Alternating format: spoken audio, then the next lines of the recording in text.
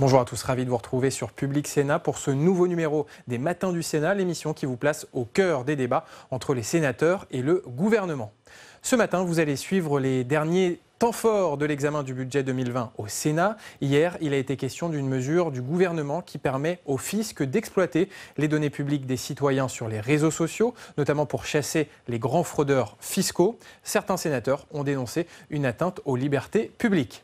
Et puis le Sénat a évoqué l'abandon par le gouvernement du projet d'Europa City, méga complexe de loisirs et de centres commerciaux dans le Val d'Oise, un projet abandonné pour des raisons écologiques. Tout de suite, les débats au Sénat.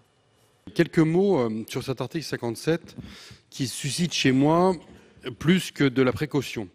Et quelques éléments de principe tout d'abord. Avec la loi CNIL, il y a 41 ans, ou avec le RGPD, notre pays s'est toujours fait fort d'être à la pointe de la défense et de la protection des données personnelles en ce qu'elles sont, mes chers collègues, la prolongation de votre vie, de vos choix, de vos idées. En cela, chaque sujet qui touche aux données personnelles est forcément un sujet de liberté publique.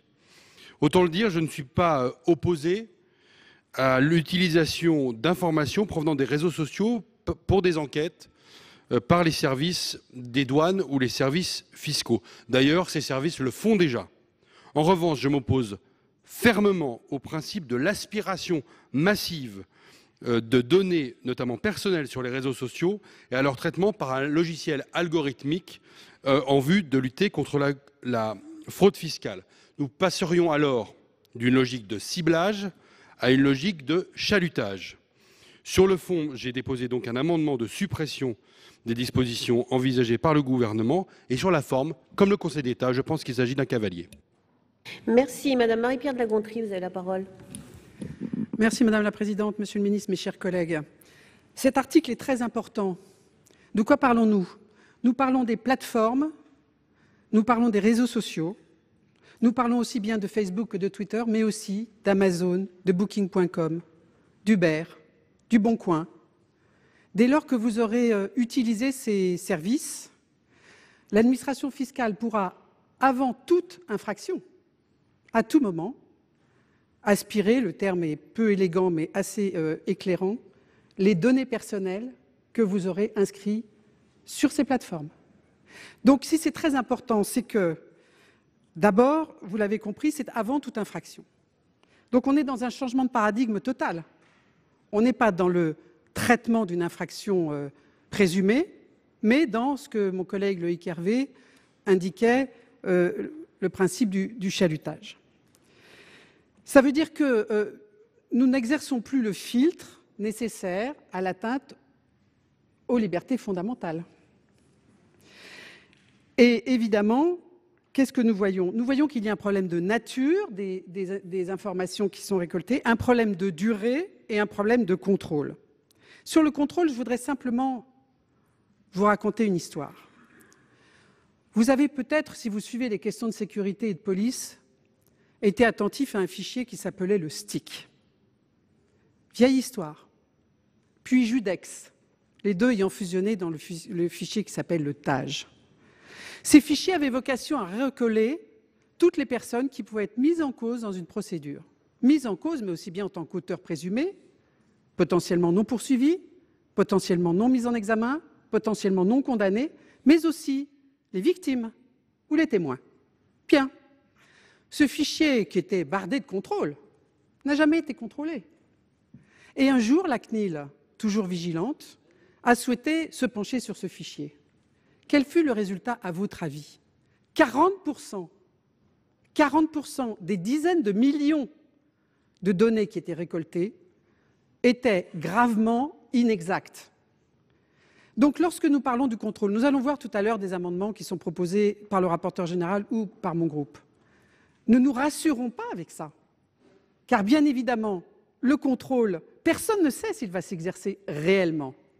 Donc c'est pour cela qu'il est très important de supprimer cet article et en tout cas, mes chers collègues, de savoir très exactement ce que vous êtes en train de voter. Vous l'avez compris, pour ma part, j'y suis hostile.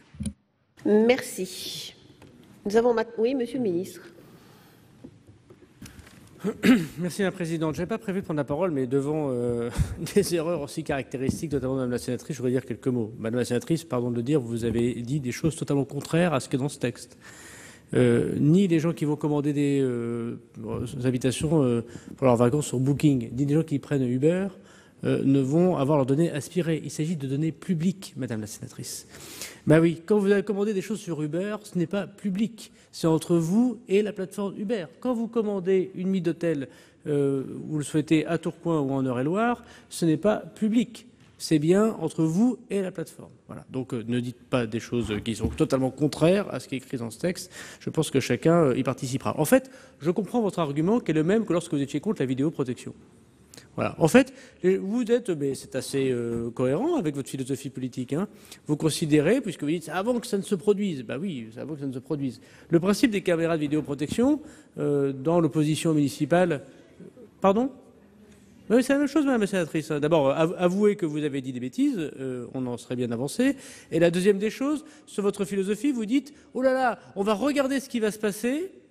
Et l'administration, qui vous ne faites pas confiance d'ailleurs d'une part ensuite à l'administration française, et singulièrement à l'administration fiscale, ce qui est un peu étonnant, elle administre, tout en réclamant qu'on aille plus loin contre la fraude, parce que par ailleurs ça ne manque pas effectivement de contradictions.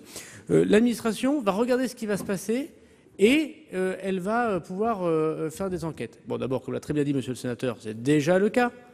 En fait, ce qu'il faudrait, c'est que si on louait le CNIT de la Défense et qu'on mettait 4000 agents qui éplucheraient l'intégralité des réseaux sociaux, en fait, on pourrait le faire. Ce qui vous gêne manifestement, c'est l'utilisation informatique de cela. Ce que nous a dit le Conseil d'État, c'est que ça ne relève pas forcément du domaine de la loi, mais nous avons choisi, parce qu'évidemment c'est une question de liberté publique et qu'elle se pose, et qu'elle doit être encadrée, que le Conseil constitutionnel doit juger si c'est conforme à notre état de droit, bien évidemment. Nous proposons une expérimentation. Vous ne l'avez pas dit, bien sûr que si, c'est ce qu'il a dit le Conseil d'État. Peut-on, Madame la Présidente, on peut peut-être s'exprimer en s'entendant, bien. Non, vous inquiétez pas, madame. Bien, il y en a qui ont essayé, ils ont eu des problèmes, comme diraient les comiques. Je sais pas, il faut avoir des références culturelles chez Chevalier-Las-Palais, effectivement, pour faire rire M. Carucci, ça marche, manifestement. Exactement, n'ayons pas peur de l'humour populaire. C'est pas un mauvais mot, populaire, d'ailleurs, c'est pas un gros mot. Non, mais je ne sais pas pour vous, j'attaquais pas à votre culture populaire, monsieur le sénateur. Donc, je vous disais que, premièrement, c'est une expérimentation, et c'est une expérimentation de 3 ans. Deuxièmement, nous luttons contre quoi ? Nous luttons contre ceux qui font profession de vendre du tabac ou de la drogue sur Internet. Sur Facebook, aujourd'hui, il y a des gens qui vendent du tabac sur Internet en toute illégalité. Et vous êtes sans doute les premiers à vouloir défendre les buralistes par ailleurs et qui vous disent alors comment on fait pour intervenir sur Facebook, parce qu'on peut très bien mettre des douaniers à la frontière andorrane ou à la frontière belge, mais enfin dès qu'il s'agit d'intervenir sur quelqu'un qui est pignon sur rue sur Facebook, on ne peut pas le sanctionner, l'administration fiscale ne peut pas intervenir, l'administration douanière ne peut pas intervenir. Des personnes qui sont domiciliées fiscalement en dehors de France. Donc tout le monde y regardez, le gouvernement ne fait rien. Regardez le rapport de la Cour de compte, il ne fait rien. D'ailleurs, le rapport de la Cour des comptes nous encourage à faire ce que nous faisons aujourd'hui. D'ailleurs, il faut savoir citer toute la Cour des comptes. Quand les gens constatent qu'ils sont aujourd'hui plus de 6 mois sur le territoire national, profitent des services publics, parfois ils scolarisent leurs enfants, ils passent manifestement en temps professionnel, et puis déclarent leur compte ailleurs qu'en France. Alors là, comment fait-on ? Tout le monde le constate, c'est de visu. C'est ce que font tous les grands pays, c'est ce qui se passe aux États-Unis, c'est ce qui se passe en Grande-Bretagne, c'est ce qui se passe dans les pays latins qui sont pourtant très proches évidemment de nous dans notre législation. Nous n'avons pas ces dispositions pour intervenir. Voilà. Donc je crois qu'il faut remettre l'église au milieu du village. Il ne s'agit pas de regarder ce que vous allez réserver sur booking.com, la poussette de votre enfant que vous allez vendre sur Le Bon Coin. Ce n'est pas du tout le sujet. Le sujet, c'est comment lutter contre les grands fraudeurs fiscaux, ceux dont on peut les confondre dans la domiciliation fiscale. Et la deuxième, c'est pour ceux qui vendent notamment des produits illicites comme le tabac pour aider nos buralistes. D'ailleurs, je crois que la Fédération des buralistes elle-même a encouragé le Parlement à adopter cette disposition. Donc évidemment, l'article 57 respecte nos libertés publiques. Il est déjà inscrit dans la loi puisque nous pouvons déjà utiliser les données qui sont sur Instagram, qui sont sur Facebook, pour pouvoir confondre des gens simplement, c'est fait de manière manuelle, et qu'ensuite il y a un contrôle évidemment humain, et que ce contrôle humain, il permet bien sûr de confondre ou de ne pas confondre un certain nombre de grands fraudeurs. Voilà, moi je serais très étonné que le Sénat, qui, dans sa grande sagesse, souhaite lutter contre la fraude, ne donne pas les moyens à l'État français de lutter contre les fraudeurs. Merci. Nous avons maintenant 3 amendements identiques de suppression. Premier amendement 345 rectifié n'est pas soutenu. L'amendement 1083 rectifié, Monsieur Hervé. Merci Madame la Présidente. Je voudrais rétorquer à Monsieur le Ministre que le Sénat aussi est la Chambre de protection des libertés publiques. Il a su le montrer dans l'histoire et j'espère bien qu'il le montrera ce matin, mes chers collègues. On n'est pas que sur des questions de lutte contre la fraude et d'outils informatiques à Bercy. Et s'il faut dire ici que les parlementaires que nous sommes avons confiance dans l'administration de notre pays, c'est une évidence.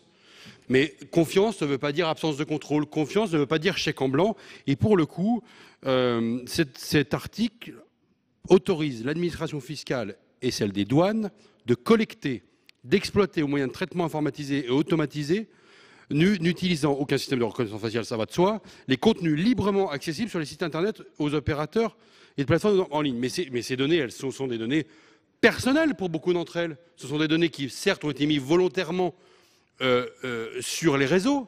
Elles ne perdent pas, en étant rendues publiques, leur qualité intrinsèque de données personnelles. L'objectif de lutte contre les fraudes, Monsieur le Ministre, il paraît vertueux, mais il semble disproportionné.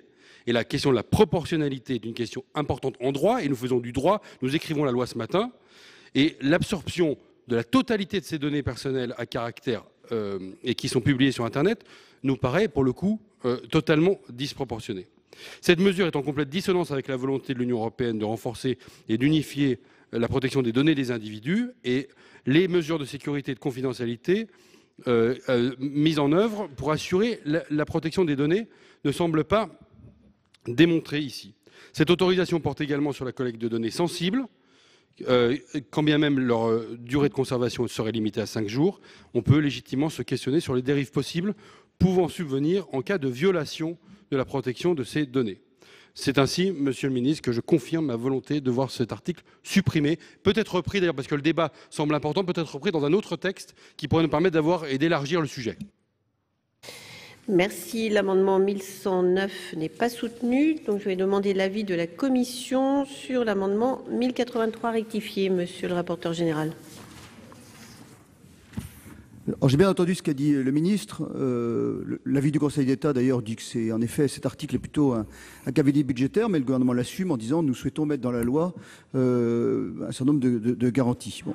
La Commission des finances souscrit, j'ai été rapporteur de la loi sur la fraude, on a d'ailleurs bien travaillé avec le gouvernement, la commission mixte paritaire, je vous le rappelle, était conclusive. Donc moi je souscris à l'idée que les méthodes du contrôle doivent évoluer et notamment qu'on puisse avoir recours à des méthodes qui permettent d'aller notamment sur les réseaux sociaux, sur les données publiques. J'y souscris. Dès lors que c'est une expérimentation, par ailleurs, je rappelle pour 3 ans, et avec le prix, je ne veux pas parler au nom du président de la Commission des Finances, mais avec le président de la Commission des Finances, en ma qualité de rapporteur général, nous avons des pouvoirs de contrôle et je pense que nous aurons à cœur d'aller voir ce que fait l'administration fiscale. On aurait pu prévoir une commission de contrôle parlementaire comme ce qui se fait pour le renseignement. Si ça devient quelque chose de permanent, peut-être qu'on sera amené à prévoir un dispositif permanent d'évaluation parlementaire. Pourquoi pas? Aujourd'hui, dans une expérimentation, et cette expérimentation, je le dis, pour ma part, je remplirai ma fonction en allant voir comme on l'a fait dans le cadre de la préparation de la loi sur la fraude, où j'ai été amené à regarder un certain nombre de dossiers et voir comment l'administration remplissait sa fonction. Donc je le ferai, bien entendu. Je souscris à l'idée de cette expérimentale. Néanmoins, je suis très sensible aux considérations qu'a mis la CNIL, et c'est la raison pour laquelle je vous proposais tout à l'heure 3 amendements, dans la foulée, 3 amendements qui visent à mieux encadrer encore le dispositif expérimental. Donc l'amendement 29, il précisera les conditions dans lesquelles les agents d'administration peuvent être habilités. On reprend pour ça ce qui existe dans d'autres matières, c'est-à-dire qu'il faut un grade minimal de contrôleur et il faut être spécialement habilité par le directeur du service. Il y a également un amendement qui permettra qui obligera... Monsieur le rapporteur général, ce ne sont pas les bons amendements. Non, vous avez le numéro de la Madame commission. la Présidente, j'explique pourquoi. J'explique pourquoi pour l'amendement de M. Eblé, J'explique pourquoi je D'accord. préfère la solution d'un encadrement à la solution d'une suppression pure et simple. Voilà. Il y aura un amendement qui permettra d'interdira de recourir à la sous-traitance, et puis un amendement qui visera à supprimer aussi rapidement que possible les données fiscales non pertinentes. Voilà. Et puis il y aura également un bilan au Parlement à l'issue de la phase d'apprentissage. Donc ces amendements sont des amendements, ces 4 amendements qui encadrent le dispositif en reprenant notamment un certain nombre de remarques de la CNIL. Voilà. Et si ces amendements, j'invite très fermement le Sénat à les voter, et s'ils sont votés, c'est la raison pour laquelle je préfère une solution expérimentale, encadrée, respectueuse des libertés publiques, qu'une suppression pure et simple de l'article. Donc c'est une demande de retrait de l'amendement de suppression, et bien sûr une demande de soutien au vote des 4 amendements de la Commission des finances. Donc avis défavorable. Merci, Monsieur le Ministre. Oui, l'argument qui consisterait, Madame la Présidente, à dire que c'est un cavalier n'est pas le nôtre. D'abord parce qu'il s'agit bien du meilleur recouvrement de la fraude fiscale. Et le recouvrement fait partie des projets de loi de finances. Et nous assumons évidemment que ce article 57 permettra de mieux recouvrer, comme il l'a fait dans les articles précédents, dans les PLF que j'ai pu présenter, en lien direct avec les ressources fiscales. Il s'agit donc bien d'un article qui a toute sa place en loi de finances. Ce qu'a dit la CNIL, c'est notamment que ça ne pouvait pas relever du pouvoir réglementaire, qu'il fallait l'encadrer, il fallait l'expérimenter. D'ailleurs, non seulement c'est sous une expérience de 3 ans, monsieur le rapporteur, vous avez raison de le dire, et sous le contrôle évidemment du Parlement et de ses présidents de commission des finances et rapporteurs généraux, mais au bout de 18 mois, le gouvernement s'engage à faire une première étape dans cette expérimentation. La deuxième des choses, c'est que la CNIL nous a dit, après un certain nombre d'encadrements qu'il faut faire, que nous mettons en place, combien de temps on garde les données, qu'est-ce qu'on en fait, comment on les trie. Il ne faut pas que, nous l'avons précisé, ceux qui construisent les algorithmes soient ceux qui exploitent. Il n'y a pas de société qui va venir dans les locaux de la DGFiP pour exploiter cela. C'est bien les agents de la DGFiP qui le feront. Que par ailleurs, ce sera bien dans les locaux de la Direction générale des finances publiques. Et puis nous regarderons un certain nombre de dispositions sur lesquelles le gouvernement aura un avis favorable. Monsieur le rapporteur général, la CNIL nous a dit c'est de nature législative. Voilà. Donc la CNIL nous invitant à dire que c'est de nature législative, à en discuter devant le Parlement, et le Conseil d'État évoquant le fait que c'était plutôt de nature réglementaire, on a choisi le domaine législatif pour en discuter et pour en parler. Ça nous paraît tout à fait normal. Donc je crois qu'effectivement, il ne faut pas voter l'amendement de monsieur Hervé. Nous donnerons un avis favorable en partie sur les amendements du rapporteur général. En ce qui concerne la commission parlementaire que vous évoquez, il appartient évidemment au Parlement de mettre en place s'il le souhaite, mais j'ai déjà pris l'engagement devant le président de la Commission des finances de l'Assemblée nationale, de faire travailler un petit groupe, ceux qui le souhaitent. Le Sénat est bien sûr bienvenu, peut-être peut-il le co-présider, monsieur le rapporteur général, pour pouvoir faire du suivi, venir quand il le souhaite à la Direction générale des finances publiques, regarder ce que font les douaniers, ce que font les contrôleurs fiscaux, et pouvoir ainsi à la fois garantir les libertés publiques, chacun y est extrêmement attaché, et lutter contre la fraude, dont je rappelle que chacun considère que c'est un principe important dans notre pacte républicain. Merci, Monsieur Hervé. Que souhaitez-vous faire? Vous avez une demande de retrait. Non, Madame la Présidente, bien sûr que je vais maintenir cet amendement parce qu'il touche à des questions de principe. Pour vous dire que le Conseil d'État n'a pas fait que dire que c'était peut-être de nature réglementaire, il a précisé que c'était un cavalier législatif dans un projet de loi de finances. Et donc ça ne contredit pas du tout ce que la CNIL a expliqué, en expliquant que ça relevait de l'article 34 de la Constitution et qu'on pouvait évidemment en débattre en matière ici. Et là-dessus, je rejoins Monsieur le Ministre, mais évidemment pas dans ce texte-là. Alors, le coût de l'expérimentation, pardon, mais on l'a déjà fait. C'est-à-dire que c'est toujours une manière, c'est la technique de l'entonnoir, c'est une manière de commencer à démarrer les choses. Puis une fois que le logiciel ou l'algorithme il est en place, une fois on observera qu'il fonctionne, j'ai jamais dit que ça fonctionnerait pas en matière de lutte contre la fraude. J'ai dit qu'il fallait simplement que les grands principes qui sont les nôtres depuis plus de 40 ans dans ce pays et que nous avons pu renforcer avec le RGPD et partager avec nos voisins européens, avec le RGPD, ce qui est quand même quelque chose d'important. Ces questions-là, elles doivent être mesurées, étudiées avant toute expérimentation.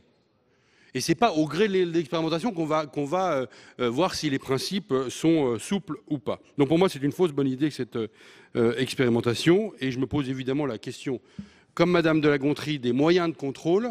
Mais je me pose aussi la question des moyens tout court qui seront alloués à cette éventuelle fausse bonne idée. Donc je maintiens l'amendement, Madame la Présidente. Merci, Madame de La Gontrie. Vous dire que bien évidemment, nous serons plusieurs à voter cet amendement. Et puis, utiliser peut-être 3 points pour tenter de convaincre. Bon, le ministre, sous une forme qu'il a choisie, que j'ai parfois sentie un peu menaçante, mais comme je ne redoute rien, une dialectique toujours un peu curieuse. C'est-à-dire que, puisque cet article, est censé permettre de lutter contre la fraude fiscale, si vous n'êtes pas d'accord, c'est que vous êtes d'accord avec la fraude fiscale. Donc c'est quand même quelque chose d'un petit peu... je suggère, je l'ai déjà offert à votre collègue Marc Fesneau, mais je peux vous offrir, ça coûte 3,90 €, le livre Avec la liberté de François Sureau. C'est qu'il y a un moment, il faut quand même s'interroger sur les moyens qui sont mis en œuvre pour atteindre un but que nous partageons tous. Vous avez dit d'ailleurs tout à l'heure, hormis le fait que je disais des bêtises, mais c'est sans doute parce que vous avez l'habitude de traiter vos contradicteurs de cette manière, vous avez dit au détour d'une phrase que d'ailleurs c'était déjà en place, qui m'a un peu intriguée. Vous n'avez pas répondu sur le contrôle, qui est évidemment, c'est pour ça que je rappelais l'historique du STIC, c'est qu'on peut se faire plaisir en mettant en place des mécanismes de contrôle, mais dès lors que personne ne peut contrôler qu'il y a un contrôle, tout ça est vain. Et enfin, je dirais que décidément, ce gouvernement a un problème avec la liberté d'expression, parce que nous avons examiné au Sénat, en étant un peu sévère, la proposition de loi que nous avions appelée entre nous de manière un peu simpliste, fake news. Nous allons examiner dans quelques jours la PPL dite Avia. Et donc nous voyons comment des buts qui sont partagés par tous sont détournés avec des principes que nous ne partageons pas et en subissant forcément le procès que si nous n'acceptons pas ces voies et moyens, c'est donc qu'en réalité nous sommes pour les fraudeurs et pour les délinquants. C'est un débat extrêmement intéressant et c'est vrai qu'il ne faut pas faire de procès d'intention entre ceux qui seraient pour la fraude ou contre la fraude. Mais cependant, le monde a quand même changé. Et on a d'un côté des géants du numérique qui, eux, exploitent les données, utilisent toutes les possibilités et en face, l'État, lui, se priverait d'armes, j'ose ce terme, d'armes juridiques et technologiques nouvelles. Et c'est comme une question de souveraineté. C'est-à-dire que la souveraineté fiscale, aujourd'hui, elle est liée inextricablement avec la souveraineté numérique. Et on ne peut pas dire qu'il faut se mettre d'accord sur des objectifs de lutte contre la fraude fiscale, ça on est tous d'accord, et en même temps refuser de voir que nous avons besoin d'outils nouveaux parce que à la fois les fraudeurs et d'ailleurs des entreprises, etc., utilisent ces outils nouveaux. On le voit d'ailleurs aussi sur un sujet de fraude à la TVA aujourd'hui, qui fait l'objet d'articles et de commentaires. Et donc ne déshabillons pas, ne désarmons pas l'État. Aujourd'hui, l'équivalent des outils que nous avons mis en place progressivement pour l'administration fiscale dans notre histoire, pour la souveraineté de l'État. Cette histoire, si on la prolonge, elle va dans l'utilisation aussi de nouveaux outils, parce que sinon, ça veut dire qu'on ne pourrait pas faire face avec les mêmes possibilités qu'ont les fraudeurs, ou qu'ont d'ailleurs parfois, même pas simplement une question de fraude, l'utilisation du numérique dans l'économie actuelle. Donc je crois qu'on est attaché à un équilibre. C'est vrai que cette haute assemblée, elle a aussi dans son histoire une tradition de défense des libertés publiques. Donc il faut trouver évidemment cet équilibre. Mais cet équilibre, il doit être nécessairement réécrit, redéfini et revu à l'aune de ce que sont aujourd'hui les possibilités de fraude grâce au choc, il faut bien appeler ça comme ça, à la rupture technologique, économique, numérique que nous traversons. Et ça, je pense que c'est ce que permet ce texte. Alors, il y a peut-être des équilibres à trouver, mais en tout cas, ne supprimons pas les armes dont nous avons besoin pour réaffirmer la souveraineté fiscale et numérique de l'État. Monsieur Thémal, vous avez la parole. Merci Madame la Présidente, Monsieur le Ministre, mes chers collègues. Par rapport à ce que vient de dire Monsieur Bargeton, bien sûr que le monde évolue, bien sûr qu'il y a des ruptures numériques, mais pour autant, la question des libertés publiques, elle reste et elle demeure d'actualité. Et c'est bien ça qu'il s'agit. Aujourd'hui, personne n'évoque le fait qu'il faut être aveugle à ces évolutions ou aveugle à la nécessité de combattre la fraude fiscale. Personne ne dit cela. Ce que l'on dit, Monsieur Bargeton et Monsieur le Ministre, ce que l'on dit, c'est qu'aujourd'hui, comme le dit d'ailleurs la Cour des comptes, il y a besoin de retravailler le dispositif. Et il y a un certain nombre d'engagements, il y a un certain nombre d'études d'impact, des conséquences qu'il faut mesurer. Et ce que nous demandons, ce n'est pas là, au travers du PLF, qu'il faut essayer de bricoler un dispositif, mais plutôt de le reporter et de prendre l'engagement d'y travailler rapidement afin qu'il y ait un dispositif plus global qui prenne effectivement les éléments d'efficacité en termes de contrôle fiscal, d'efficacité également sur la question des libertés publiques et de respect, on va dire, de notre législation. Voilà, c'est ça la demande. Donc il n'y a pas ceux qui sont pour ou qui sont contre. Nous disons simplement, aujourd'hui, le dispositif n'est pas mûr, n'est pas prêt, et nous devons. C'est pour ça que nous voterons l'amendement de M. Hervé. Il y aura, bien évidemment, si on le doit également de la Commission, mais en tout cas, entendez ce message-là. Oui au combat contre la fraude, mais par contre, il faut maintenant y travailler sérieusement et sereinement. Ce n'est pas le cas à ce stade. Monsieur le ministre. Si vous me permettez, Monsieur le Sénateur, la Cour des comptes ne dit pas ce que vous dites. Elle dit au contraire qu'il faut adopter ce genre de disposition. C'est dans son rapport qu'elle vient de publier. Puis par ailleurs, ce n'est pas une liberté publique que de se domicilier fiscalement à l'étranger alors qu'on doit payer ses impôts en France. Ce n'est pas une liberté publique que de vendre du tabac. Mais si, c'est bien ce que l'on recherche. C'est bien une liberté publique que de vendre du tabac sur Internet au nez de l'État et des buralistes. Voilà. C'est bien le principe de ce que nous nous proposons. Il y a bien une expérimentation de 3 ans avec 3 buts qui sont très clairement définis dans la loi, qui consistent à lutter contre ceux qui se domicilient fiscalement en dehors du territoire national et qui ne payent pas le juste impôt en France, alors que manifestement ils ont leur lieu de vie et leurs intérêts en France.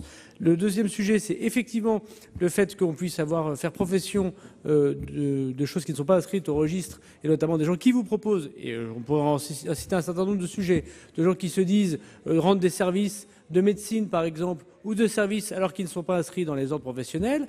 Vous savez très bien qu'y compris sans doute dans votre département, vous avez des gens qui doivent venir vous plaindre pour dire que la concurrence n'est pas effectivement légale, et puis c'est très mauvais pour évidemment la protection des consommateurs, et de ceux qui vendent sur Internet des produits illicites, comme le tabac, qui est un véritable problème. Donc on voit bien qu'on n'est pas du tout dans la question de la liberté publique en tant que telle. Voilà.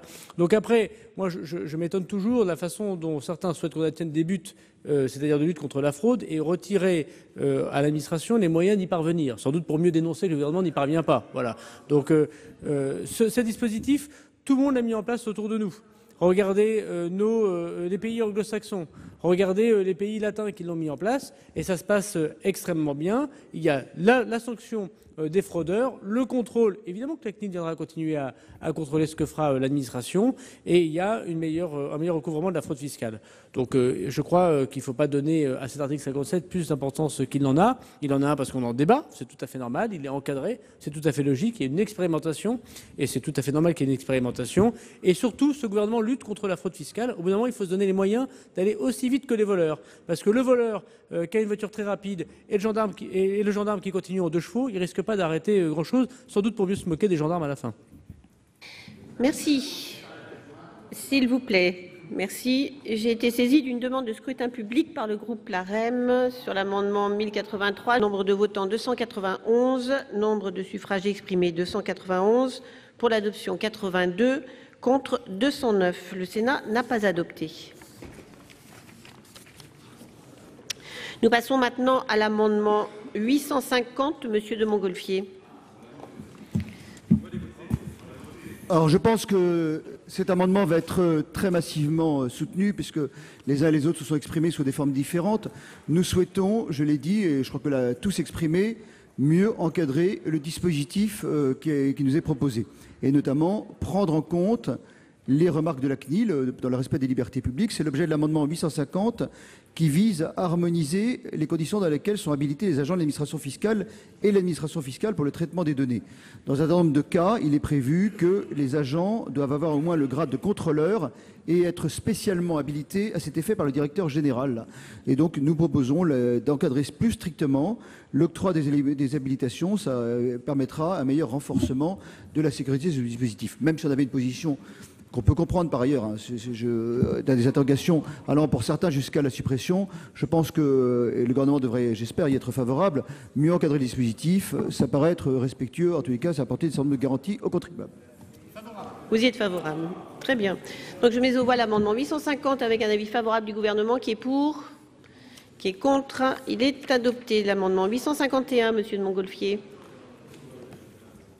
Vous savez qu'à l'Assemblée nationale, les députés ont souhaité, on va dans le même sens, évidemment apporter un certain nombre de garanties. Et par rapport au texte initial du gouvernement, il y a eu un grand nombre d'amendements qui ont été adoptés pour permettre de renforcer les garanties des contribuables et le respect des libertés publiques. Et notamment, il a été prévu par nos collègues députés l'interdiction de recourir à un sous-traitant pour les opérations de traitement et de conservation prévues au présent article.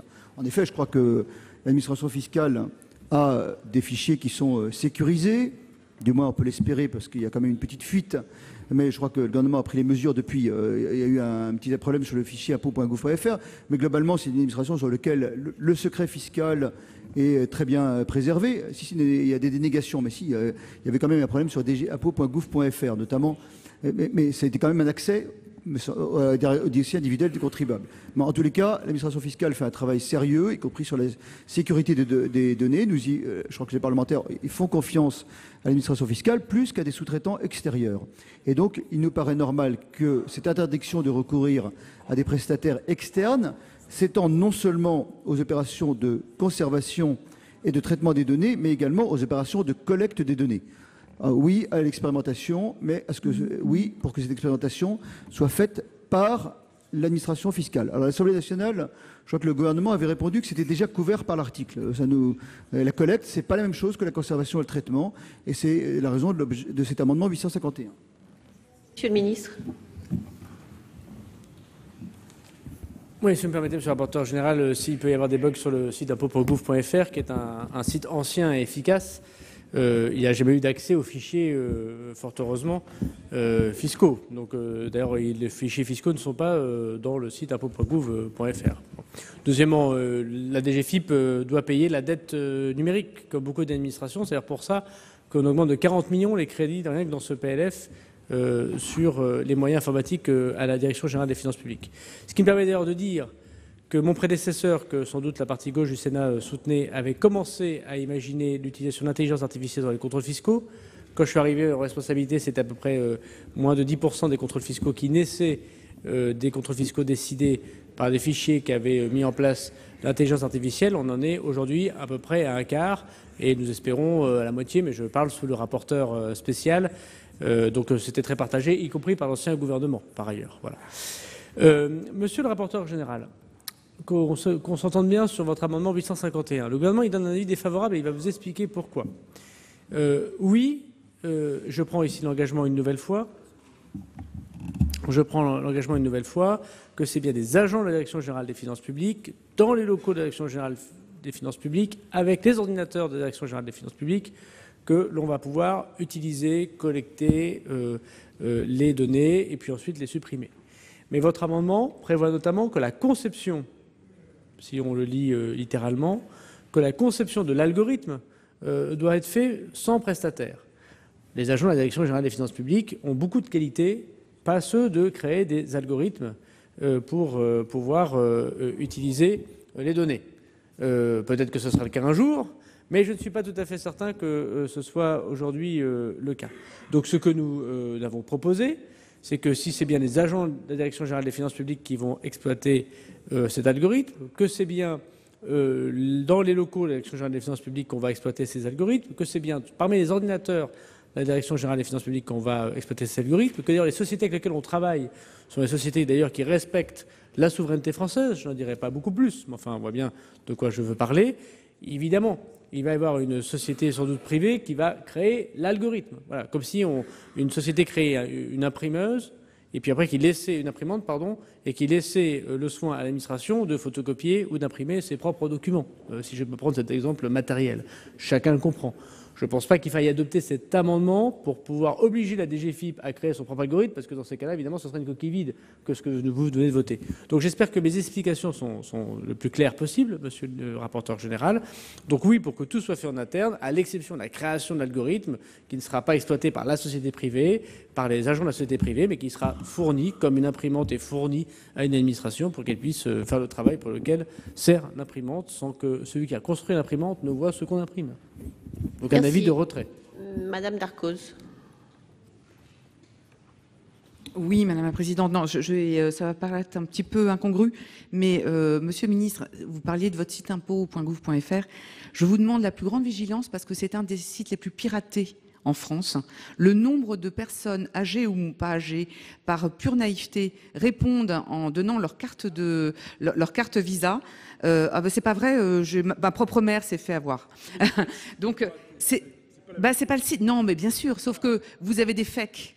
Ben oui, mais faites attention, comme c'est très bien fait, vous feriez bien quand même d'essayer de voir et de traquer ce genre de site, parce que on parle en ce moment du traquage des fraudes fiscales, mais les personnes qui se font en permanence avoir par les services publics, et notamment impôt.gouv.fr, excusez-moi, qui est un fait que ça n'est pas votre site, montre que ça serait peut-être bien pour les contribuables français qu'on puisse surtout lutter contre ce genre de fraude. Madame Goulet, vous avez la parole. Oui, allez-y.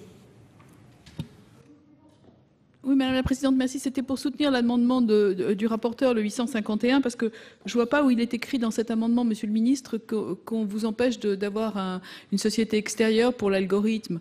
Évidemment, mais c'est juste pour la collecte et le traitement ultérieur qui doivent être faits à l'intérieur du ministère. C'est pas la création de l'algorithme. D'ailleurs, on a suffisamment milité pour l'algorithme de détection précoce de la TVA.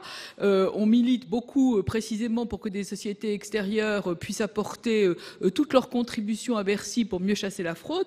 Mais je lis et je relis l'amendement 851 et je vois pas où est ce problème d'interdiction de création de l'algorithme. Il s'agit simplement de borner le recours à la sous-traitance pour l'interdire pour les opérations de traitement et de conservation. Je pense que c'est un amendement extrêmement important, au contraire. Hervé ? Oui, merci Madame la Présidente. Monsieur le Ministre, avec la position que j'ai prise tout à l'heure, évidemment, je voterai pour cet amendement et je le soutiens de toutes mes forces.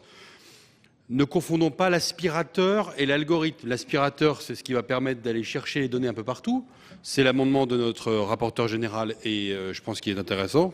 Sur l'algorithme lui-même, je doute que l'administration fiscale, toute compétente qu'elle soit, ait les compétences d'ingénierie qui lui permettent de construire ce qu'est un algorithme. Ce qui n'enlève pas le fait que nous devrons, sur l'aspirateur, cet amendement, comme sur l'algorithme, avoir des moyens, des contrôles extrêmement précis, parce que c'est vraiment le sujet. Ministre, vous avez la parole. Non mais, encore une fois, je comprends tout à fait que ces questions se posent, et moi je remercie le rapporteur général de son travail d'amélioration du texte, tout en respectant les libertés publiques. Si vous voulez qu'on sous-amende le texte de monsieur le rapporteur, puisque chacun comprend, je crois, que ce n'est pas la DGFiP qui va créer l'algorithme, mais qu'on met à l'exception, je regarde les techniciens, à l'exception de la conception de l'algorithme, voilà, qui me paraît cohérent avec ce que viennent de dire les sénateurs. Je regarde de l'œil monsieur le rapporteur général et je regarde par ailleurs la Direction générale des finances publiques.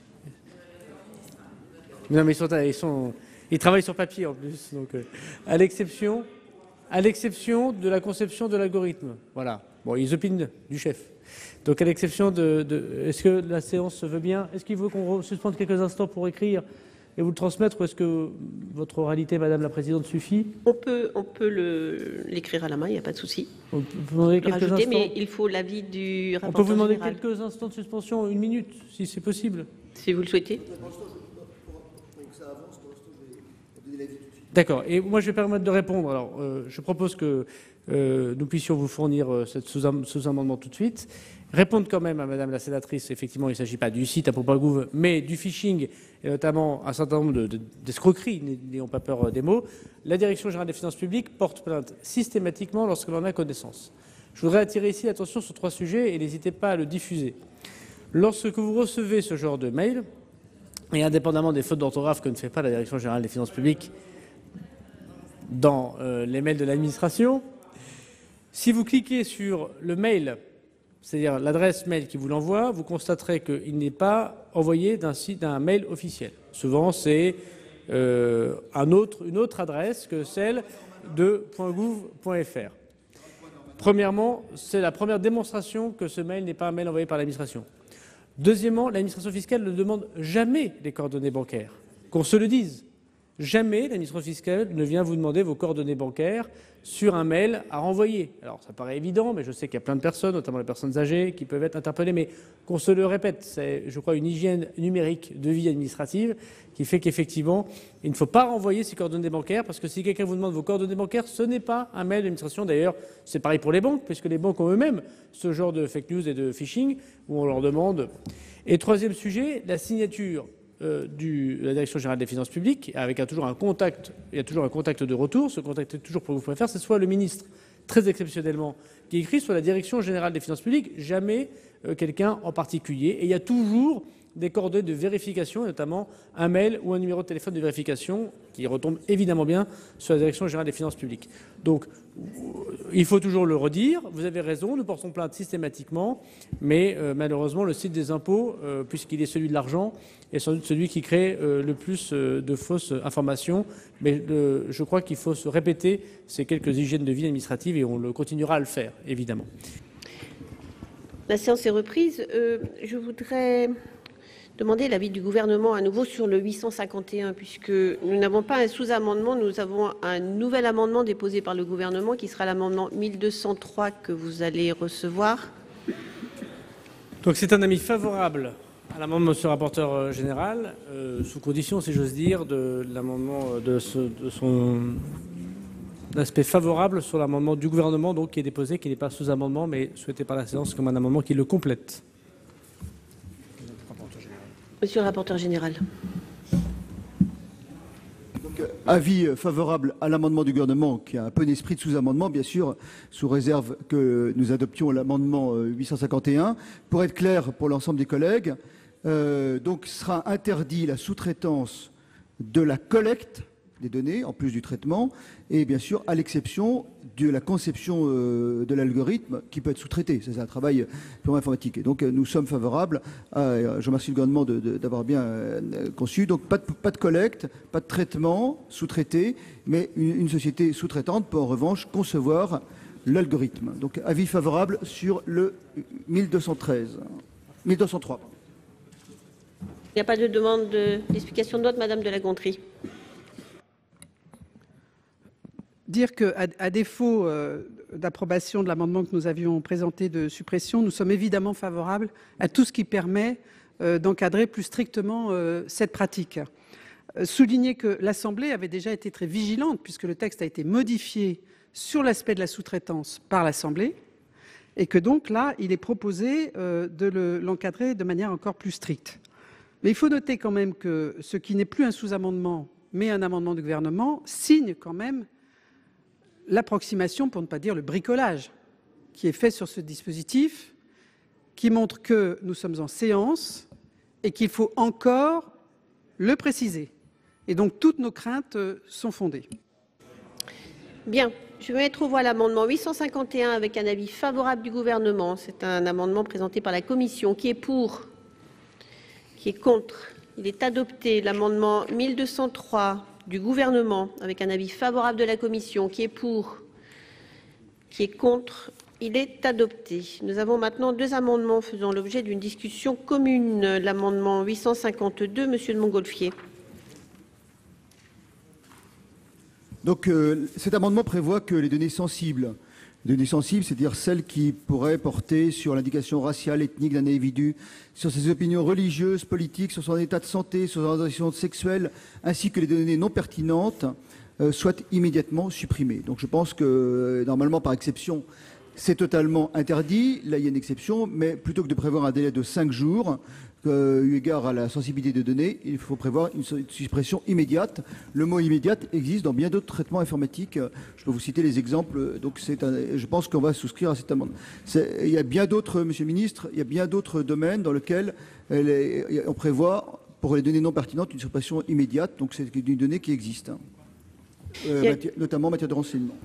Comme l'amendement 148 rectifié bis n'est pas soutenu, je vais demander l'avis du gouvernement sur l'amendement de monsieur de Montgolfier.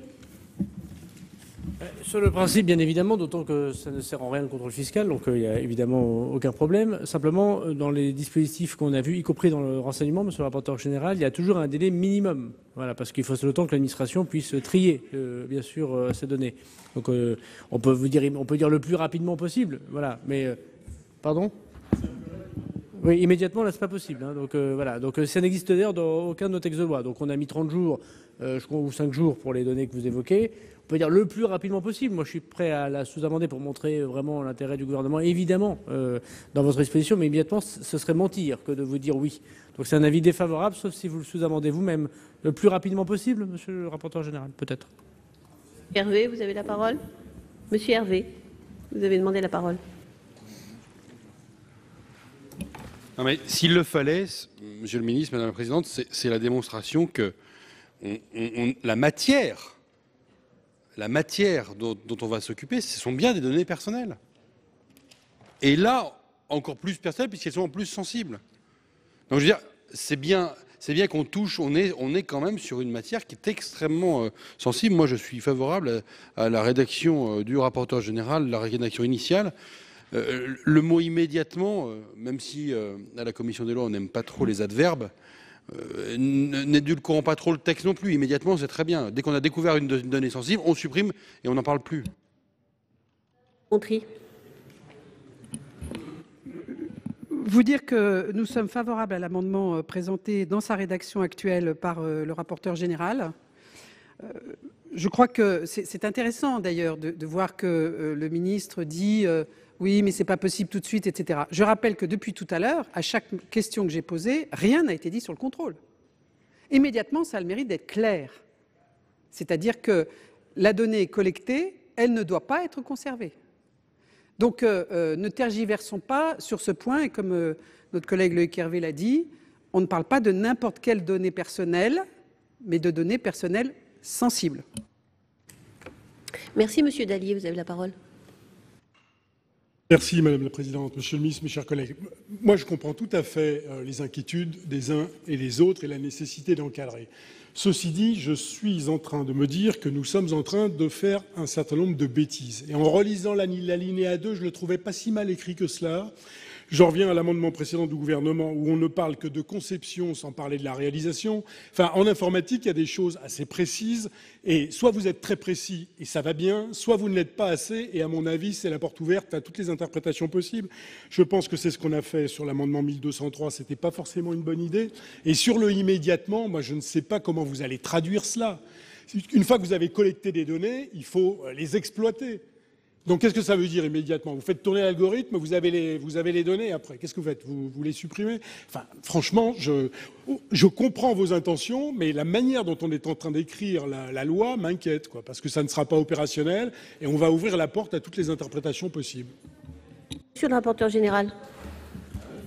Cette suggestion ne vient pas de tel ou tel lobby, elle vient tout simplement de la CNIL. Je vous lis l'avis de la CNIL.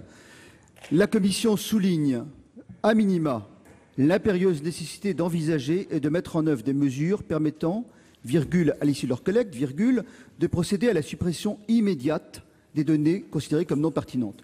Je suis bien conscient que juridiquement c'est perfectible. Peut-être on peut mettre un délai. Il y a la navette, et donc je pense que le gouvernement a indiqué très clairement son intention d'avoir quelque chose qui est sans doute perfectible juridiquement. Je dis que simplement que le délai de 5 jours tel qu'il est prévu me paraît trop long. Donc je suis bien conscient qu'immédiatement, mais voilà, on a simplement transcrit la demande. La Commission souligne à minima l'impérieuse nécessité. Chaque mot doit être pesé. L'impérieuse nécessité de permettre de la suppression immédiate des données considérées comme non pertinentes.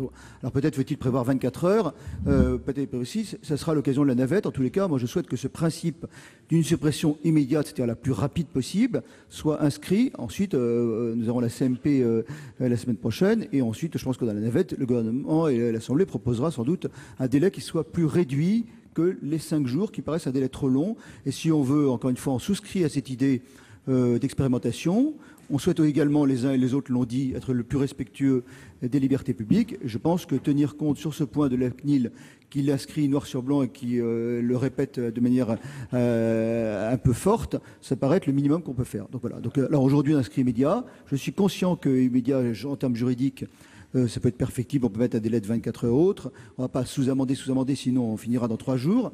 Le sans délai peut dire aussi, c'est pas non plus sans délai plus précis. C'est aussi ça traite d'utiliser, mais la navette sera l'occasion de préciser une intention que, me semble-t-il, on partage tous. Bien, donc vous conservez votre amendement sans le rectifier. Monsieur le ministre, vous souhaitez vous exprimer ? Non, mais je souscris à la philosophie souhaitée par le rapporteur en général. Ce sera à la fin des fins, mais j'entends ce qu'il dit sur la navette, donc je veux dire un avis de sagesse pour montrer que le gouvernement est ouvert. Ça ne pourra pas être à la fin immédiatement, mais on trouvera un délai très raccourci qui sera scientifisé et valable avec les autres services qui utilisent ce genre de choses. Très bien. Bien, donc je mets aux voix l'amendement 852 de la Commission avec un avis de sagesse du gouvernement qui est pour, qui est contre. Il est adopté. L'amendement 974 rectifié. Madame de La Gontrie. Oui, c'est un amendement qui vise à réduire le délai qui est octroyé pour détruire les données collectées à un délai qui, pour le coup, serait de 15 jours. Donc j'espère qu'il sera perçu comme suffisamment prudent. Là, aujourd'hui, c'est 30 jours. Favorable. Monsieur le ministre. Alors, favorable pour la Commission et défavorable pour le gouvernement. Donc, je vais mettre aux voix l'amendement 974 rectifié bis avec un avis favorable de la Commission, défavorable du gouvernement, qui est pour, qui est contre. Il est adopté. Je mets aux voix l'article 57, qui est pour, qui est contre. Il est adopté. Après l'article 61 quater, l'amendement 944 rectifié de M. Temal. Merci Monsieur le Président, Monsieur le rapporteur général, Madame la Ministre, mes chers collègues. Il s'agit d'un amendement. Alors, je connais la doctrine, bien sûr, du Sénat sur les demandes de rapport, mais à situation exceptionnelle, à situation exceptionnelle, pardon. L'amendement vise à demander au gouvernement, après sa décision unilatérale le 7 novembre dernier d'abandonner un projet vieux de 10 ans. Il ne s'agit pas ici d'échanger sur le projet en question, mais en tout cas, cet abandon, cette décision unilatérale du gouvernement a des impacts pour le département, pour les collectivités. Et donc, cette demande de rapport vise sur les conséquences fiscales tant pour le département du Val-d'Oise que pour les collectivités territoriales concernées et les contribuables, ainsi que les compensations envisagées par l'État vis-à-vis de ces collectivités, parce que, je vous le rappelle, le gouvernement a pris ces décisions-là, a nommé M. Rol-Tanguy pour mener une mission d'écoute, comme il nous l'a dit, et donc nous sommes partis pour plusieurs années. Et donc après 10 années sur un projet qui pourrait pouvait créer de l'emploi, créer une dynamique, que ce soit à la fois sur l'aspect emploi de service, mais également sur la question agricole, nous sommes maintenant abandonnés par l'État et donc nous demandons ce rapport pour mesurer encore une fois les conséquences fiscales pour le département, les collectivités et les contribuables du département du Val-d'Oise. Merci. Merci, chers collègues. Quel est l'avis de la Commission ? La Commission, vous l'avez dit, n'aime pas trop les rapports, mais là, je considère qu'on est quand même sur un sujet un peu particulier. Il y a un certain nombre de décisions de l'État qui sont un peu... Voilà. On est pour, on est contre. Moi, je constate simplement les faits. Aéroport Notre-Dame-des-Landes, on a des positions pendant des années. Et puis un jour, il y a un changement de position. Europa City, je me souviens de l'abandon de l'écotaxe quand même. Mais non, mais tout ça, on peut hausser les épaules, mais ça coûtait très cher au final. Hein. 1 milliard d'euros, par exemple, l'écotaxe. Bon, voilà, balayé d'une décision de Ségolène Royal un jour, avec les conséquences qu'on sait. Donc je pense que là, il y a des conséquences fiscales directes. Donc là, c'est un avis de sagesse sur ce demande de rapport sur un sujet particulier sur lequel les élus ont reçu un certain nombre d'engagements de l'État, puis on revient dessus. Merci, Monsieur le rapporteur général. Quel est l'avis du gouvernement ? Oui, il me semble, et d'ailleurs vous l'avez mentionné, que votre amendement est satisfait, puisque, vous l'avez bien dit, M. Francis Rol-Tanguy a été missionné par Mme Elisabeth Borne pour produire un rapport proposant une stratégie d'aménagement et de développement durable. Et donc, au fond, c'est une réponse à la question que vous posez, puisqu'il s'agit de produire un rapport sur les conséquences de l'abandon du projet d'Europa City. Donc, produire un rapport qui non seulement prend acte des conséquences, mais surtout propose un projet alternatif, qui est ce dont on a besoin, puisque les conséquences, c'est quel avenir pour ce territoire et qu'est-ce qu'on peut faire de l'emprise ainsi libérée par les mètres carrés qui étaient prévus pour Europacité. Le délai de 6 mois qui est demandé pour la publication d'un tel rapport apparaît très court pour apprécier les conséquences réelles de cet abandon. Et donc, c'est un avis défavorable, puisque déjà cette... Merci, Madame la Ministre. Monsieur Bazin, pour explication de vote. Merci, Monsieur le Président, Madame la Ministre, mes chers collègues. Bien que membre de la Commission des Finances, rétif aux demandes de rapport, mais avec la bénédiction républicaine du rapporteur général, je vais bien sûr voter cet amendement demandant un rapport. Permet de faire observer aussi à Madame la Ministre qu'ici y a bien un adjectif qu'il faut éviter quand on parle du Val d'Oise, c'est l'adjectif satisfait. Parce que satisfait, nous ne le sommes pas du tout et on n'est pas près de l'être. Quant au délai nécessaire, vous trouvez que 6 mois c'est juste, il y a 10 ans de travaux préalables. Il y a toutes les données qui sont à la disposition à l'établissement public d'aménagement. On savait ce qu'on voulait y faire. On avait déjà une notion très précise des emplois qui allaient être générés, des taxes qui pouvaient revenir aux diverses collectivités. Tout ça est sur la table. Je comprends que le gouvernement puisse être embarrassé d'avoir à le rendre public et de faire les additions de ce que va perdre notre département dans cette affaire. Ce n'est pas pour autant, mes chers collègues, que nous devons déférer à cette demande de ne pas voter cet amendement. Je vous engage à le faire et je vous en remercie par avance. Merci, chers collègues. Monsieur Temal, pour explication de vote. Merci, Monsieur le Président. Mes chers collègues, Madame la Ministre, c'est assez extraordinaire ce que vous venez de faire. Puisque j'ai évoqué la mission de M. Rol-Tanguy, ça n'a rien à voir avec ce que je suis en train de demander, ce qu'on demande concrètement. Donc un peu de sérieux. Et puis après, sur les conséquences, vous dites que 6 mois, ce n'est pas suffisant. Moi, j'ai une question. Quand vous avez pris la décision, encore une fois, unilatérale, d'abandonner ce projet, je suppose que vous avez déjà mesuré les conséquences, que ce serait extrêmement grave. Là, c'est extrêmement grave, parce que j'ai l'impression que c'est, encore une fois, vous découvrez la Lune. 10 ans de travail, d'investissement, autant d'espoir pour ce département. Vous riez ça d'un trait de plume, et puis vous dites, on ne savait pas, on ne sait pas, on ne sait pas, on verra, 6 mois, c'est trop court. Un peu de sérieux. Donc là, concrètement, il s'agit simplement, non pas de laisser M. Rol-Tanguy à sa mission. On l'a vu vendredi, il nous a dit qu'il faisait une mission d'écoute. Qu'il fasse sa mission d'écoute, et on y participera bien évidemment. Là, ce qui est mesuré, c'est les conséquences financières fiscales pour le département, pour les collectivités du département. Donc moi, encore une fois, et je remercie monsieur le rapporteur et puis bien sûr mon collègue Arnaud Bazin, parce que je crois qu'il faut, dans ces cas-là, avoir une position claire. Oui, nous demandons à ce que le département de Val d'Oise puisse mesurer l'impact de vos décisions que vous avez prises, et vous seul, il faut maintenant l'assumer, parce que les Val-d'Oisiens sont les victimes de vos décisions. Merci, chers collègues. Madame Goulet. À moins que Madame la Ministre ne veuille s'exprimer tout de suite. Monsieur le sénateur, il se trouve que je connais bien ce projet parce que dans une vie antérieure, j'y ai travaillé.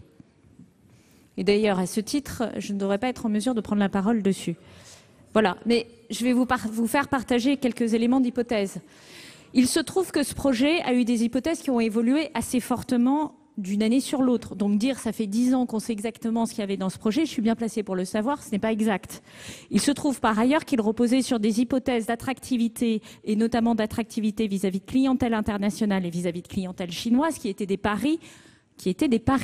Donc dire... Je vais vous donner très exactement l'empreinte d'un projet qui n'a pas existé, dont on ne connaît pas les coûts, dont on ne connaît pas les surcoûts, dont on ne connaît pas la réussite, dont on ne connaît pas la probabilité de réussite par rapport aux objectifs. Pardon, non mais allons jusqu'au bout. Et en revanche, faire comme si rien n'avait existé alors que tout l'argent public qui était demandé pour ce projet peut être mis à l'œuvre et au travail pour d'autres projets pour le Val d'Oise, me paraît pas être raisonnable. Donc non. Je crois que la mission de M. Rol-Tanguy, qui ne se limite pas à un groupe d'écoute, comme on a l'impression de l'entendre, mais qui vise à proposer un projet alternatif et la bonne façon de prendre les choses, le sujet, c'est effectivement de créer de l'emploi sur le territoire, pas de cannibaliser, et vous avez entendu dans le cahier d'acteurs, je vous renvoie sur le cahier d'acteurs, où un certain nombre d'acteurs économiques du territoire avaient porté un avis qui était contrasté sur l'impact économique de ce projet, sur le Val d'Oise et sur la petite couronne. Donc, ce que nous proposons, nous, c'est d'avancer en regardant devant nous, par une décision qui a été mûrement réfléchie, et dans ses aspects économiques, et dans ses aspects de transition écologique et énergétique. Je le rappelle, vous êtes les premiers à nous demander d'aller plus vite, plus fort sur la transition écologique et énergétique. Soyons cohérents aussi intertemporellement.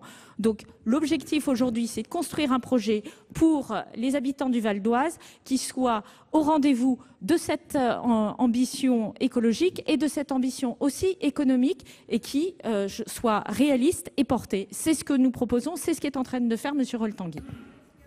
Merci Madame la Ministre. Madame Goulet. Oui, Monsieur le Président, Madame la Ministre, moi je vais soutenir cet amendement par solidarité. Je comprends très bien ce que vous dites. Et je trouve ça tout à fait cohérent. Mais on a eu dans cette maison, et on a déjà vu les uns et les autres, suffisamment de projets abandonnés en cours de route ou de projets mal calibrés, avec des impacts sur les collectivités.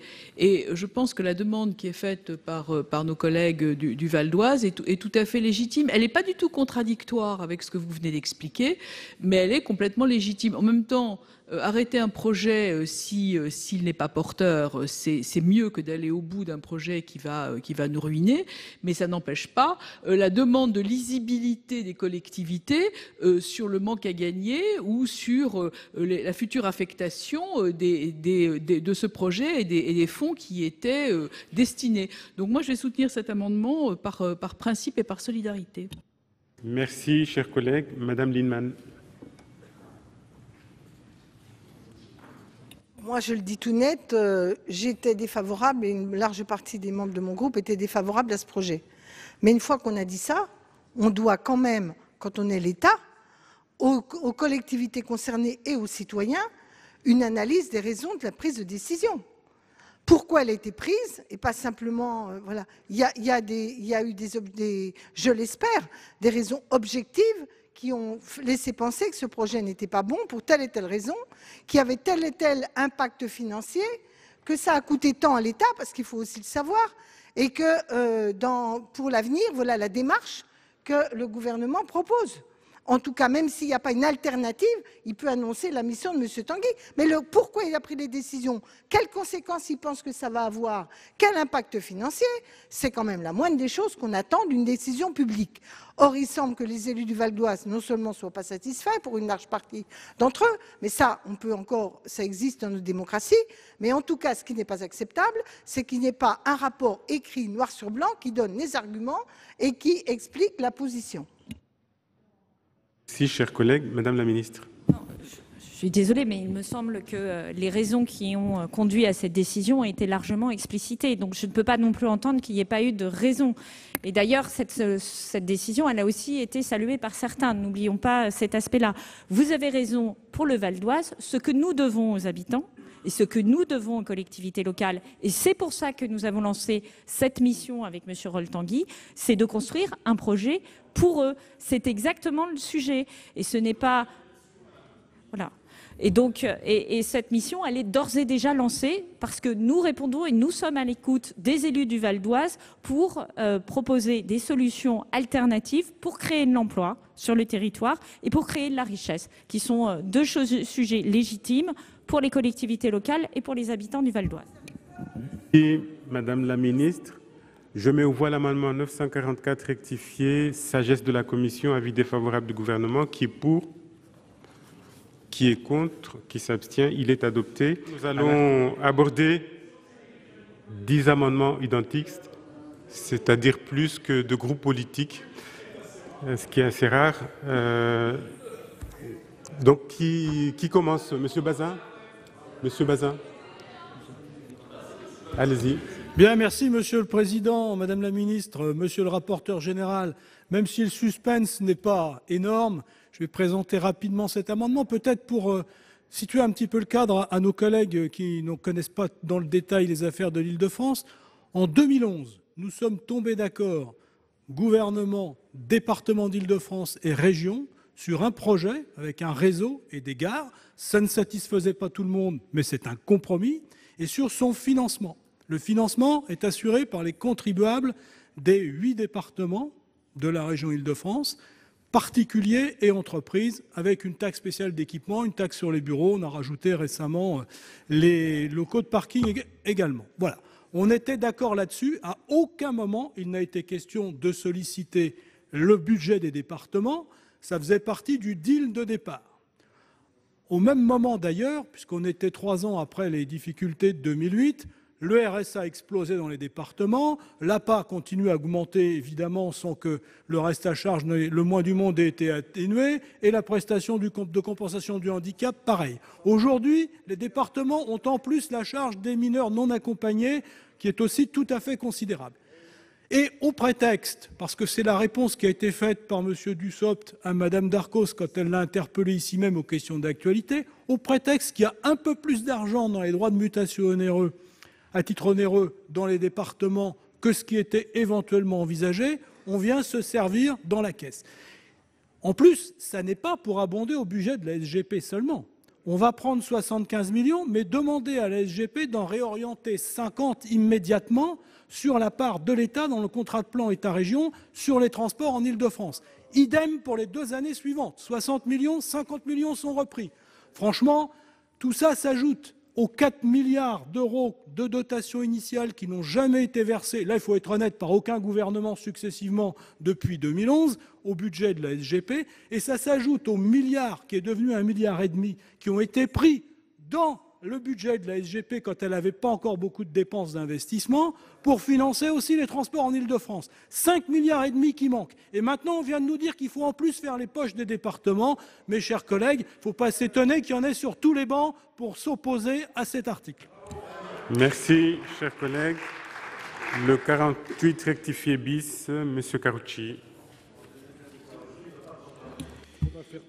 Monsieur le Président, Madame la Ministre, Monsieur le rapporteur général, le vrai sujet maintenant, c'est que vaut la parole de l'État. Non mais que vaut la parole de l'État? Parce que quand même, prendre de l'argent pour la SGP, c'est déjà inadmissible. Parce que je rappelle que ce projet, qui était initialement à 18 milliards, est passé en l'espace de quelques années à 35 milliards, il finira à 50. Et si on arrête à 50, déjà on aura de la chance. Donc ça veut dire que comme le gouvernement ne veut pas mettre un centime, chaque fois on dit à la SGP, débrouillez-vous pour trouver la ressource. Et la SGP se tourne vers ce qu'elle peut et elle augmente la taxe sur les habitants et sur les entreprises, mais on en est à 50 ans d'endettement des franciliens et des entreprises franciliennes et on n'a pas vu le bout.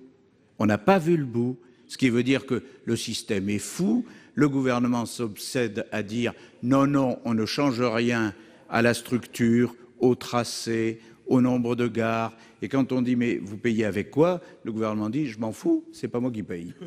Donc par définition, c'est un peu facile. Et là, pardon Madame la Ministre, mais moi j'étais président de la commission des finances de la région lorsqu'on a envisagé le contrat de plan État-région, etc. Que le gouvernement, au travers des DMTO repris au département, paye sa part du contrat régional, du contrat de plan avec la région, c'est strictement inadmissible. Qu'il aurait pris de l'argent pour dire je paye de nouveaux projets, des projets d'investissement qui intéressent tout le monde, on aurait pu hurler en se disant on regarde. Mais là, le gouvernement et l'État qui déjà avaient réduit sa participation dans les transports publics, maintenant dit, et ma participation en plus, c'est pas moi qui la paye, ce sont les départements qui vont la payer. On attend, Madame la Ministre, le fait que le coup d'après, pourquoi pas l'année prochaine, le gouvernement dise c'est terminé, je ne paye plus du tout ma part du contrat de plan État-région, que les départements, les collectivités, les intercos se débrouillent en Île-de-France. S'il faut faire une taxe supplémentaire sur l'Île-de-France, allons-y. C'est de l'irresponsabilité, c'est du désengagement de l'État sur un secteur clé, les transports publics. Et un jour comme aujourd'hui, ça prend une coloration particulière. C'est strictement inadmissible. Il faut que le gouvernement revienne à la réalité des choses. Merci, chers collègues. Le 104 rectifié bis, le président Dallier. Merci, Monsieur le Président. Madame la Ministre, mes chers collègues.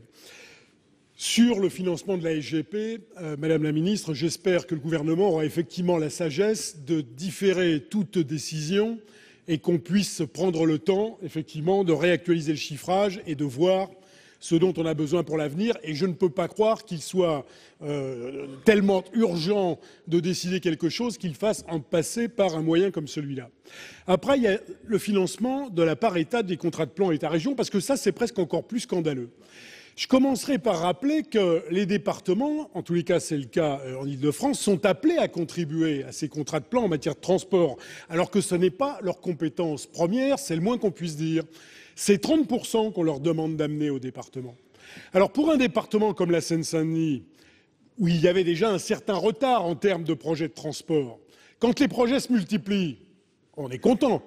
Si ce n'est qu'on demande au département, qui n'a déjà pas beaucoup de moyens, d'apporter ces 30%, ce qui représente une part considérable. Et là, est-ce que le département a déjà du mal à faire? Et là, cerise sur le gâteau, on vient ponctionner les DMTO de ces départements pour remplacer la part État. Madame la ministre, ça frise, enfin je ne sais pas quel terme utiliser, mais je ne vais peut-être pas en choisir un pour ne pas paraître trop méchant, mais ça n'est pas possible de faire quelque chose comme ça. Et je regrette, pour terminer, que notre collègue Alain Richard ne soit pas là, parce qu'en première partie, on avait déjà évoqué le sujet, et il a eu l'air de me dire « Oh ben, voilà, c'est pas des sommes bien importantes ». Bah écoutez, je m'en suis entretenu avec le président du conseil départemental de Seine-Saint-Denis, il m'a dit que c'est 6 millions d'euros pour le département de la Seine-Saint-Denis. Alors, écoutez, Madame la Ministre, la voie de la sagesse, c'est effectivement de supprimer cet article, ce que nous allons faire, et que le gouvernement prenne le temps de la réflexion, parce que de toutes les manières, il n'y a pas lieu de décider en décembre 2017, dans décembre 2017 pour la suite, on a largement du temps, 19 pour la suite, on a largement du temps devant nous. Merci, chers collègues.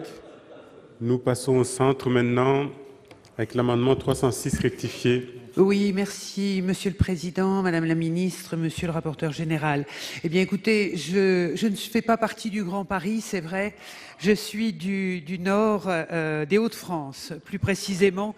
Mais ceci étant, je m'associe complètement à ce que mes collègues ont dit. Je voulais simplement rajouter que déjà en 2015, les départements avaient été ponctionnés pour financer cette Société du Grand Paris à travers la CVAE. Donc, il est plus que regrettable et dangereux quelque part de donner un tel message parce que je crois que ça n'a jamais été au département de participer à un financement de contrat de plan État-région. On a beaucoup parlé du millefeuille administratif, du millefeuille des collectivités locales. Mais là, je suis en train de me dire que le millefeuille est en train de s'affaisser et que tout se mélange. Et je crois que chacun doit garder ses compétences et il est important de les préserver. Voilà, je vous remercie. Merci, chers collègues. Monsieur de Belenet, pour le 728. Merci, Monsieur le Président. La tonalité des motivations sera un petit peu différente pour cet amendement-ci. Je voudrais rappeler qu'il y a 2 ans, le projet même de métro du Grand Paris faisait l'objet d'interrogations fortes parce qu'il n'y avait aucune sécurisation de son financement. Certes parce que le montant des travaux était revu à la hausse de manière déraisonnable, certes parce qu'il avait été sous-estimé, mais le projet n'était pas financé. Et nous étions tous d'accord à l'époque, et il y a eu une concertation initiée par le Premier ministre, et je me souviens que nous étions nombreux élus franciliens, parlementaires et élus locaux, à un cycle de concertation initié par le Premier ministre, avenue de Ségur, avec des sollicitations de chacun d'entre nous sur les solutions à apporter, soit la suppression de certains éléments du projet, soit des financements supplémentaires. J'ai souvenir de qui a contribué à quoi à l'époque. Il y a eu cette grande concertation il y a 2 ans. Nous y avons tous été invités. L'honnêteté oblige à le dire. Je constate que Gilles Carrez a fait un certain nombre de propositions pour financer le métro du Grand Paris. Et je constate aussi que dans tous nos territoires franciliens, tous les projets de gare, tous les projets d'infrastructure ont été défendus et sollicités et défendus comme absolument nécessaires. Néanmoins, moi, il ne me semble pas impertinent, comme l'a suggéré Gilles Carrez, qu'il y ait une partie des droits de mutation supplémentaires générés par les investissements de la Société du Grand Paris qui permettent le financement du Grand Paris. Ça me semble assez pertinent et assez logique. Et effectivement, il y a peut-être un petit travail d'affinage pour que cette part de droits de mutation perçue de manière complémentaire grâce au métro du Grand Paris puisse être versée au financement de ces travaux. Ça me paraît assez logique. On ne vole pas les départements. On leur fait diminuer une part de leurs recettes supplémentaires pour un certain temps. Moi, je voulais simplement insister sur le fait que, sur 2 points, d'une part, il y a une inéquité en Île-de-France, puisqu'un certain nombre de territoires ne font pas l'objet d'investissements et sont déjà prélevés via la taxe sur le Grand Paris, s'agissant des entreprises, et à nouveau sur les DMTO, et il faut veiller à la justice territoriale. Et puis enfin, et très rapidement, Monsieur le Président, je crois qu'il faut être précis sur les chiffres. Les chiffres de la Seine-Saint-Denis étaient évoqués, 6 millions. Pour la Seine-et-Marne, ce serait 5 millions. L'an dernier, ici même, la majorité sénatoriale a refusé un amendement pour entériner la péréquation interdépartementale en Île-de-France, à l'exception de Paris, alors même que tous les présidents de conseils départementaux en étaient d'accord. L'enjeu pour la Seine-et-Marne, ce n'était pas 5 millions, c'était 20 millions. Pour la Seine-Saint-Denis, ce n'était pas 6 millions, c'était 25. Donc je crois qu'il faut monter notre indignation à la hauteur des enjeux. Merci, chers collègues. Le 890, la Commission avait annoncé la couleur tout à l'heure. Monsieur le rapporteur général, il est défendu, vous êtes déjà exprimé, je vous remercie. Le 930 rectifié ensuite, Monsieur le Président Riquier. Oui, Monsieur le Président, mes chers collègues, c'est un amendement qui est porté par Olivier Léonard, qui est un élu de la périphérie de l'Île-de-France. Je le dis, de la Grande Couronne. Voilà. Alors, je ne vais pas reprendre tout ce qui a été dit, simplement 2 ou 3 arguments. Il dit comment justifier la contribution de l'ensemble des départements franciliens, alors même que le Grand Paris Express concerne quasi exclusivement les territoires de petite couronne et que ces investissements pharaoniques, 40 milliards d'euros, dit-il, vont amputer durablement la modernisation du réseau existant. Pour que l'ensemble des franciliens puissent bénéficier de cette nouvelle infrastructure, il sera indispensable que les usagers de grande couronne puissent rejoindre ce nouveau réseau en RER dans des conditions normales, ce qui n'est absolument pas pris en compte actuellement. Le réseau RER est au bord de l'implosion quand il fonctionne, et les reports d'usagers de la route vers le RER qui découleront de la mise en place de la zone à faible émission d'ici 2030 sont extrêmement préoccupants par la suite. Il convient donc, d'après lui, de revoir le projet Grand Paris Express et de rééquilibrer les investissements en Île-de-France entre Paris et la petite couronne et les départements de grande couronne. C'est une urgence. Merci, chers collègues. Le 997, Monsieur Temal. Merci, Monsieur le Président. D'abord, commencer par dire à mon collègue, et ami, bien sûr, Bélonet, que quand même, peut parler d'un petit travail d'affinage à 75 millions la première année et 65, c'est quand même pas très sérieux. Alors, je sais bien, il faut défendre le gouvernement, mais quand même là, ça vire à l'irresponsabilité. Plus sérieusement, chacun l'a dit, je ne veux pas être trop long, mais instaurer ce fonds-là, cette taxe-là nouvelle, avec un amendement discrètement, mais sûrement, c'est irresponsable. C'est irresponsable et je crois qu'il faut que le gouvernement revoie sa copie et retire cela. Je vais prendre un exemple pour illustrer le propos aussi, le Val d'Oise, 5 millions d'euros. Mais le Val d'Oise a un petit souci dans cette opération-là. C'est que 68 gares dans le projet, une dans le Val d'Oise. Ça fait quand même cher la gare. Et d'autant plus que cette gare-là est aujourd'hui menacée, puisque le gouvernement a pris une décision sur le triangle de Gonesse, on l'évoquait tout à l'heure, et donc maintenant il y a même une interrogation sur le devenir de la gare. C'est-à-dire que les Val-d'Oisiens seraient amenés à payer pour voir juste passer un train, sans jamais qu'il ne puisse s'arrêter dans le département du Val d'Oise. Convenez que c'est un peu saugrenu. Donc voilà, donc là il faut que maintenant on soit sérieux. Je pense que le gouvernement doit retirer sa copie, doit retravailler. Effectivement, s'il veut discuter avec les départements, les parlementaires, nous sommes ouverts à la discussion. D'abord, nous, dans le Val d'Oise, je pense notamment à mon collègue Arnaud Bazin ici, d'ailleurs nous garantir que la ligne 17 aura bien un arrêt dans le Val d'Oise, ce serait déjà la première discussion qu'on devrait avoir avec vous. Puis après, on verrait sur le schéma, le financement et le calendrier. Voilà, merci. Merci, chers collègues. Le 1020 rectifié quater, Monsieur Fouché. Oui, Monsieur le Président, naturellement, nous demandons nous aussi la suppression de cet article qui prévoit de ponctionner jusqu'en 2022, je le rappelle, une fraction des recettes perçues par les départements franciliens au titre des droits de mutation à titre onéreux, des MTO, pour financer le développement de Grand Paris Express. C'est vrai qu'il n'y a pas que Paris qui compte non plus pour la France. Alors que le gouvernement a lancé cette année une vaste réforme de la fiscalité locale qui affecte notamment les recettes des départements, il semble peu judicieux cette année d'opérer un prélèvement additionnel sur les DMTO des départements franciliens. En outre, cela constituerait un précédent malvenu alors que les départements ont besoin de temps pour s'adapter au nouveau schéma plus centralisé de leur financement. Donc cet amendement vise donc à supprimer cet article. Comme un certain nombre d'élus ici, j'ai présidé un département. Il y a eu une époque, avec les lois de décentralisation, où, ma foi, il y avait des moyens très importants. C'était des bonnes lois, on peut le dire, qui ont permis de faire beaucoup de choses, des collèges, des choses. Nous, on a fait le Futuroscope, il y a plein de choses qui ont été faites, qui sans ça n'auraient pas pu se faire, parce que l'État gérait tout. Et maintenant, au fur et à mesure du temps, eh bien, les États, les gouvernements différents, on peut le dire, il faut être clair, se sont désengagés à l'égard des départements. Et progressivement, les départements ont perdu des moyens. Donc des départements, maintenant, connaissent certains de grosses difficultés et sont au bord quasiment près du dépôt de bilan. Avec tout ce qu'évoquait notre collègue tout à l'heure, le RSA, les mineurs non accompagnés qui arrivent tous les jours, etc. Donc je crois qu'il faut supprimer cet amendement. Et je peux vous dire que sur la suppression de cet amendement, les contacts qu'on a eus avec l'ADF, avec d'autres, etc., tous les départements nous suivent. Tous les élus départementaux sont d'accord avec nous. Alors je dis au gouvernement, je connais votre sagesse, Madame la Ministre, faites attention à tout cela, parce que c'est important pour le gouvernement aussi d'être attentif aux départements et au développement des départements.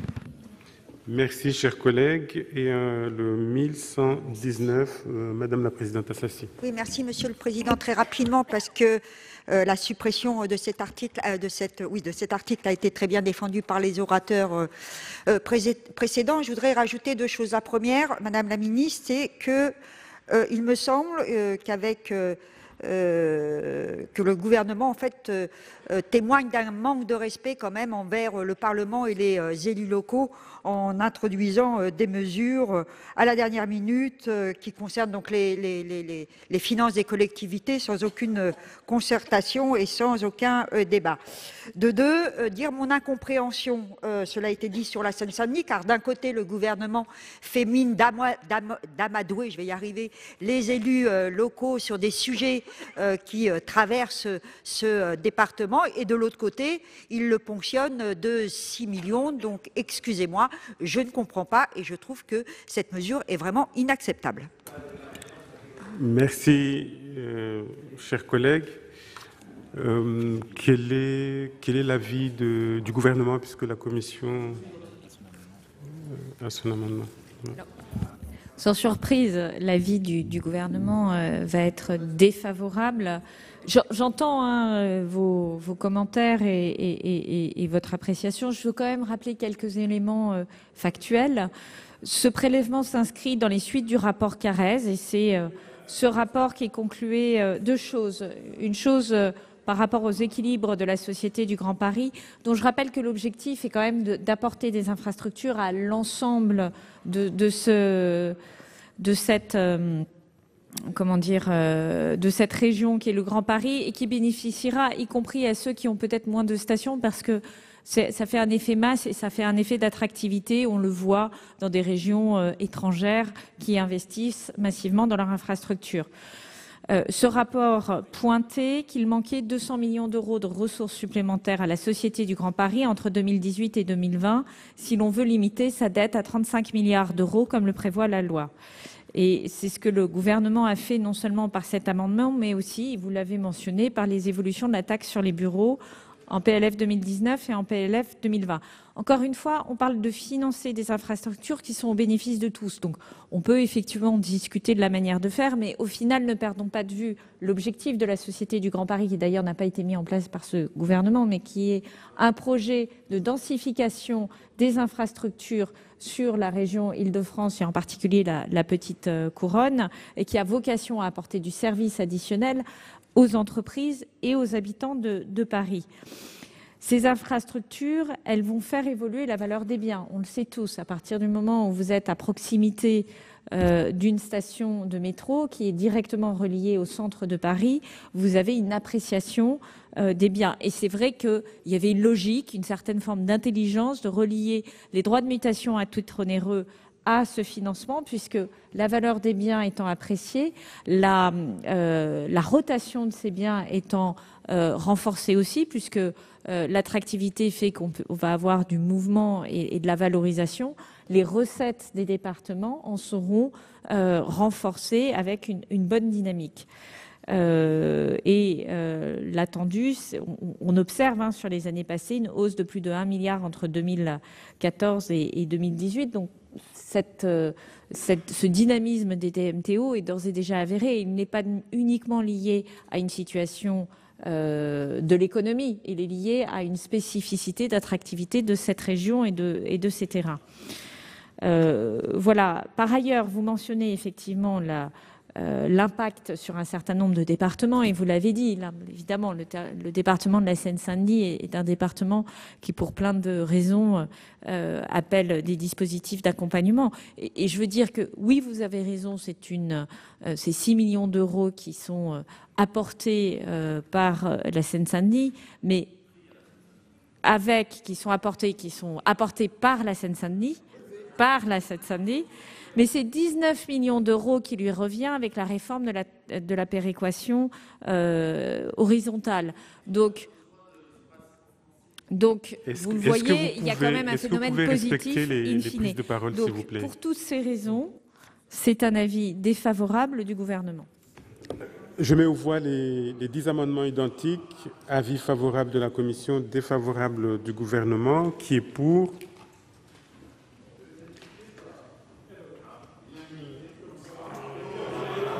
Vote unanime. Les amendements sont adoptés et donc l'article est supprimé et tous les autres amendements qui en résultaient. Le Sénat termine donc aujourd'hui l'examen de ce budget 2020. Alors que retenir du travail des sénateurs? Eh bien la baisse des impôts pour les familles et pour le personnel hospitalier, et puis une hausse du temps de travail décidée pour les fonctionnaires. C'est la fin de cette émission, merci de l'avoir suivi. Prochain rendez-vous de l'actualité politique et parlementaire à 17h30. Allons plus loin avec Rebecca Fitoussi. Sinon, vous pouvez revoir tous nos programmes sur notre site internet publicsénat.fr. Très bonne journée sur Public Sénat.